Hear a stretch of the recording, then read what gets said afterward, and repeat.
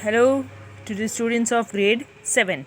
Today we will start GK from chapter number 41.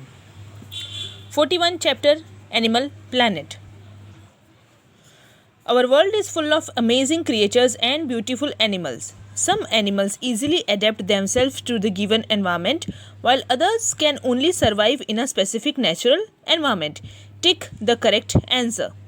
The worms and insects do not have backbone. ऐसे worms और insects के नाम बताओ जिसके बैकबोन नहीं होते. वर्टिब्रे या invertebrate. So the correct answer is invertebrate. Invertebrate मतलब जिनके बैकबोन, पीठ की हड्डी, रीढ़ की हड्डी नहीं होती, उन्हें हम इनवर्टिब्रे एनिमल्स कहते हैं. The class of animal like the squirrel which have large front teeth for gnawing. ऐसे एनिमल्स जिसके आगे के दांत, बहुत सारे आगे के दांत होते हैं स्क्विरल की तरह, वैसे एनिमल्स को क्या बोलते हैं? पिनपेड या rodents. The correct answer is rodents.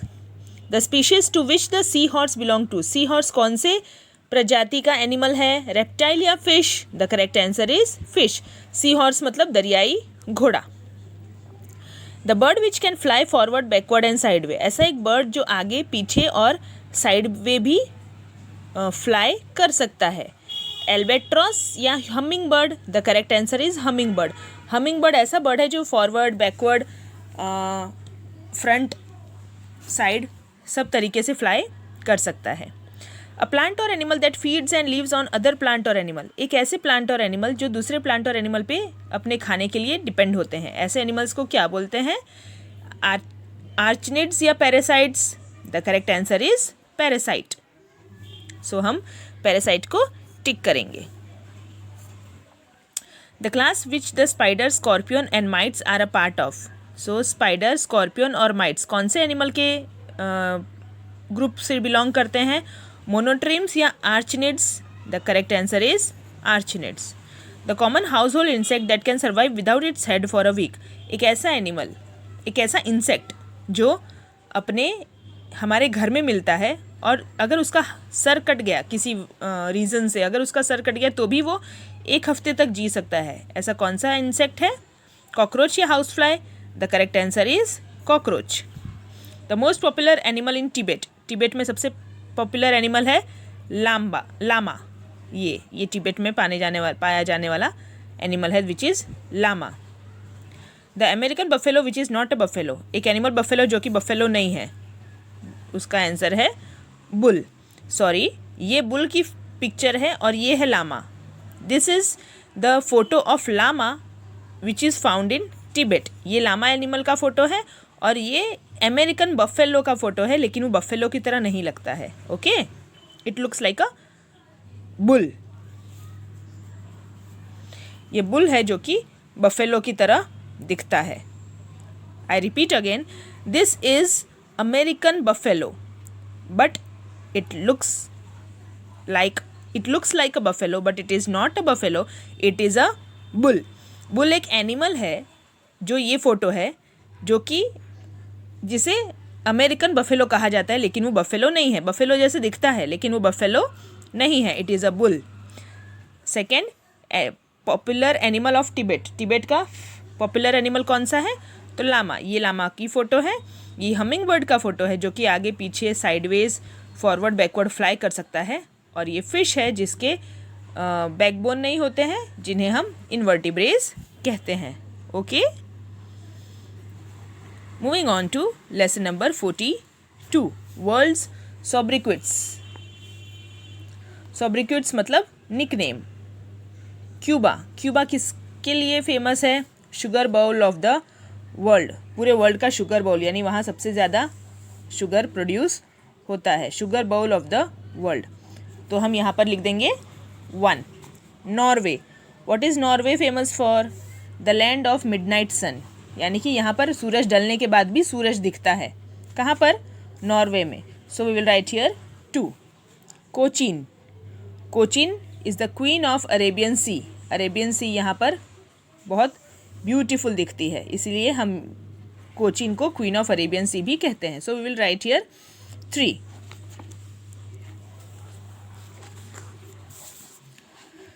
Next is Belgium. What is Belgium famous for? Belgium is called the cockpit of Europe का सबसे स्टार्टिंग वाला कंट्री है।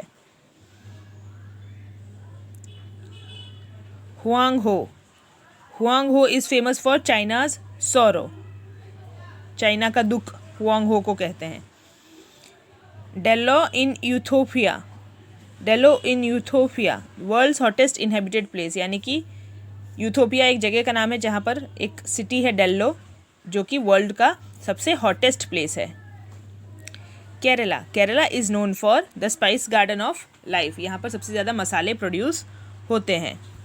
रोम is famously known as the eternal city, यानी बहुत ही शांतिप्रिय city.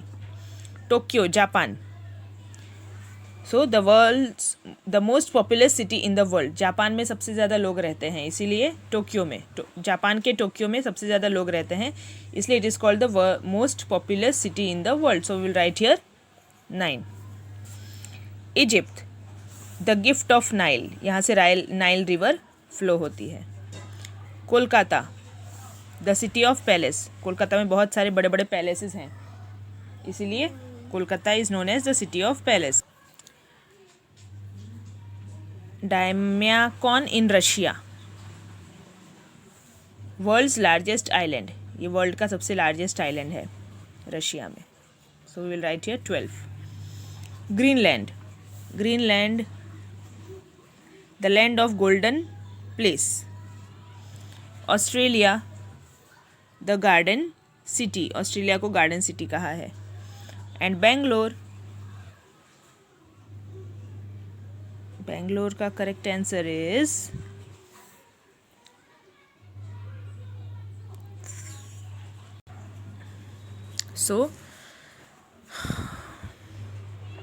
Bangalore is known as the garden city. Okay, so we'll write here number 15. We will again see Cuba, sugar bowl of the world, number 1 हम यहाँ लिखेंगे। Norway, number 2 the land of midnight sun, then number 3 is Queen of Arabian Sea, हम यहाँ पर 3 लिखेंगे। Then the cockpit of Europe, number 4 China's sorrow, number 5 world's hottest inhabited place, number 6 the spice garden of life, number 7 the eternal city, number 8 the most populous city in the world, number 9 the gift of Nile, number 10 the city of palaces, number 11 world's coldest inhabited place, number 12 Oymyakon in Russia, world का सबसे ठंडा देश है, ठंडा place है, तो उसे हम कहते हैं world's coldest inhabited place which is Oymyakon in Russia, तो यहाँ पर हम नंबर 12 लिख देंगे। Then Greenland, world's largest island, पूरे वर्ल्ड का सबसे बड़ा आइलैंड है ग्रीनलैंड, जो कि चारों साइड से पानी से सराउंडेड है। Then Australia, number 14 the land of golden fleece, golden fleece का लैंड है Australia.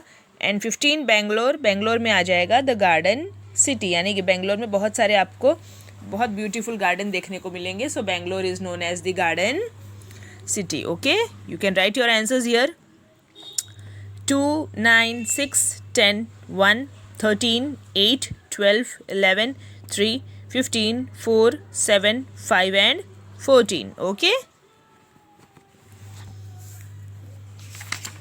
Moving on to page number 60, lesson number 43.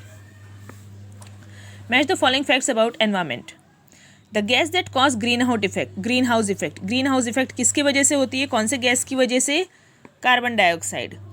तो here we will write 1. C, carbon dioxide.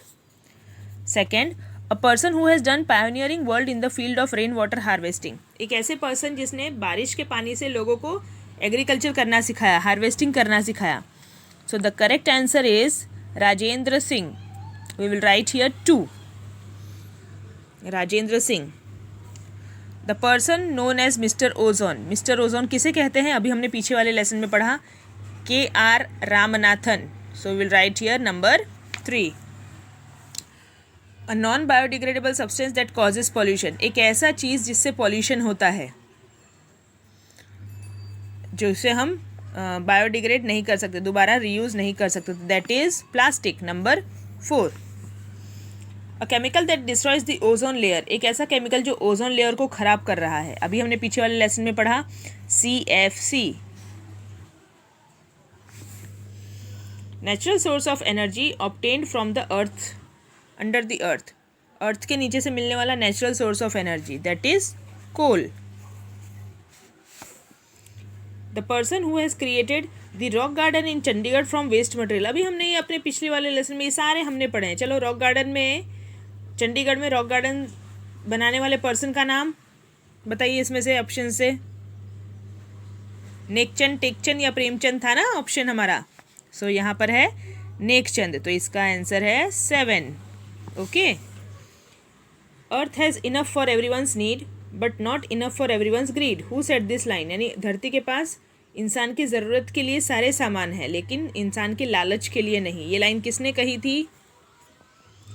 महात्मा गांधी जी ने। So we will write here number 8। A mixture of fog and smoke, fog and smoke को क्या बोलते हैं? Mixture को smog. Smog पे हम number 10 लिख देंगे। Amount of tropical forest being destroyed each second, amount of tropical forest being destroyed each second, tropical forest का ऐसा हिस्सा जो कि हर सेकेंड हम बर्बाद कर रहे हैं। सो इसका आंसर इज़ फ्रूट पील्स, यानी कि फ्रूट्स का छिलका। हम लोग बहुत सारे फ्रूट्स का छिलका फेंक देते हैं। So we are destroying the natural tropical forest. Okay. So 3, 5, 6, 2, 7, 8, 4, 11, 1 smog. जी 40% रह गया।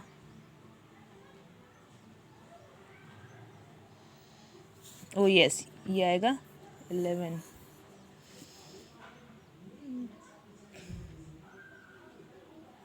Okay, we left question number 9। A waste that can be broken down by microbes and mix with the soil, एक ऐसा वेस्ट जिसे micro organisms तोड़ सकते हैं और उसे सॉइल के साथ मिक्स कर सकते हैं। सो देखिए, इसका करेक्ट आंसर आएगा fruit peel.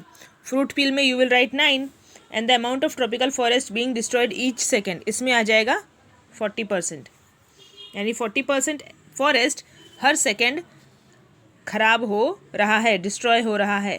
The amount of tropical forest being destroyed each second, हर second 40% of tropical forest are getting destroyed.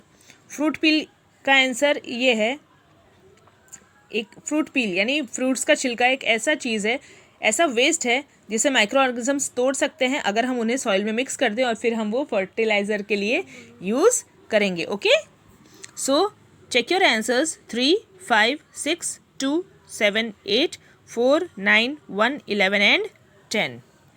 Okay, so complete till chapter number 43 in your GK textbook.